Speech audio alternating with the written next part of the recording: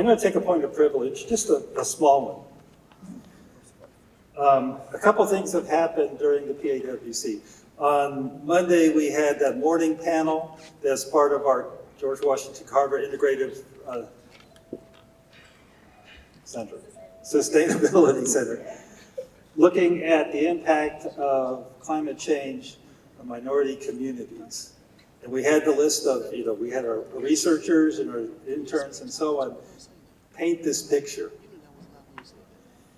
And then on top of that, 2 weeks ago, some of us are still kind of feeling the effects of something that happened. And then today, we got the pep talk from Monica Range. And two things stuck with me. One is that we stand on the shoulders of giants. And two of those giants were just honored here just now. But she also said that she liked to look at her career and other things through the metaphor of football. That for 4 years, been on offense, and now it's time for a little defense. But as every coach will tell you, games are won on defense. So we're ready to go, right? Right? Right. Okay. Here, Coach. So from time to time, the PAWC has delivered resolutions. That is, a committee's been set up, and resolutions have been written. They have been brought before you all, and you all vote with your voices. And so I tasked two of our graduates of our Integrative Public Policy and Development PhD program, Dr. Manye Chambers and Dr. Folashade Adalumu and Tom, to present a resolution.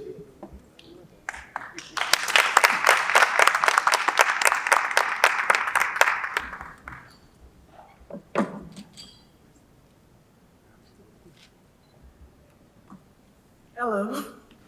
So, 82nd Annual Professional Agriculture Conference 2024, a resolution. Whereas the Professional Agriculture Workers Conference has met in annual sessions since 1942, and whereas the activity of the PAWC has been to direct local, regional, national, and international attention and resources to agriculture, rural, and underserved community, whereas such vision, mission, and goal, an objective will be considered a living document to be amended by common voices of the PAWC, and whereas the historical Black Belt region, defined as the 15 former slave states in particular, has been affected by climate change and extreme weather, events such as flooding, tornadoes, hurricanes, and rising sea level, resulting in billions of dollars in property and infrastructure damage, population displacements, and hundreds, if not thousands, of deaths. And whereas the region is home for a significant proportion of Black farmers and community, and whereas the region is home to the vast majority of historically Black college and university, including the 1890 land-grant universities. And whereas 74% of the 1890 land-grant universities are located in disadvantaged census tracts, experiencing one or more environmental, climate, or other burdens, and whereas 14 of the 1890 land-grant universities are located in environmentally and economically distressed zip codes, and the vast majority of the counties served by 1890s are either distressed and or at risk. And whereas the $200 million appropriated for the provision of technical assistance to distressed communities receiving community change grants does provide an equitable to 1890 land-grant universities for the provision for that assistance, and whereas the responses from the federal, to the local levels have not been either adequate or proportional to the needs of these affected populations and communities. Be it resolved that the following are the goals or objectives of the PAWC adopted from the state of African Americans in the historic Black Belt region. Invest to build infrastructure, improve health services, and establish climate resilient hubs in the historic Black Belt region. Designate areas in the historic Black Belt region as climate refugee zones where polluting industries such as oil refineries or coal plants are banned.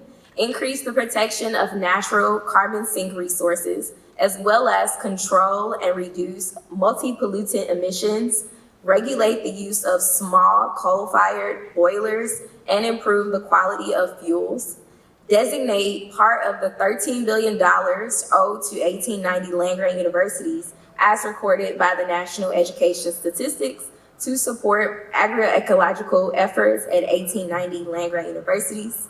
Enact the Justice for Black Farmers Act to address systemic racism by the USDA, restoring land to Black farmers and providing grants to new and beginning Black farmers. And also $80 million to 1890 land-grant universities for the provision of technical assistance for the Community Change Grant awardees.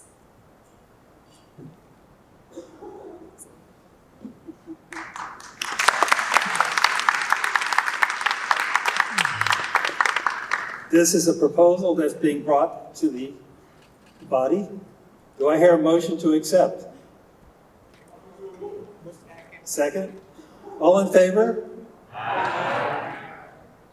Adopted. Thank you.